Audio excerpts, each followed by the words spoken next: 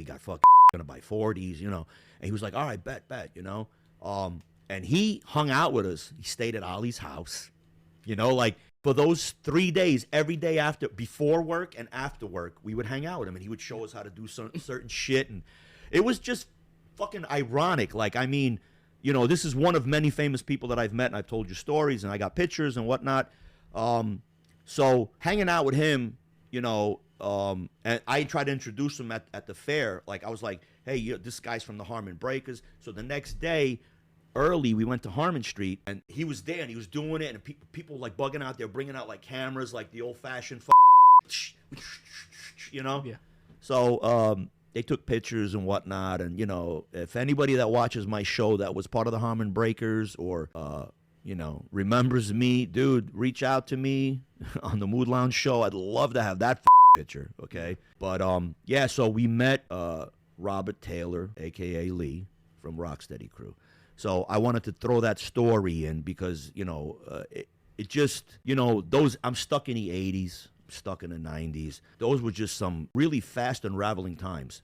It's like 6 months you're doing this and 6 months you're doing that. It wasn't like some guys got stuck doing whatever. So like most of Ridgewood, they were like, okay, it was breakdancing that was popular and like some rap music or whatever. They were doing it.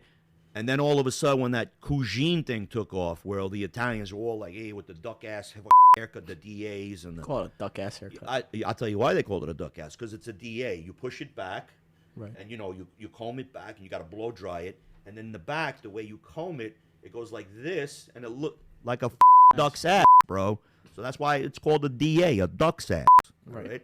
So, but everybody was like, they had a I had a DA too when I cut my hair short. You know, walking around, hey, you doing? Yeah.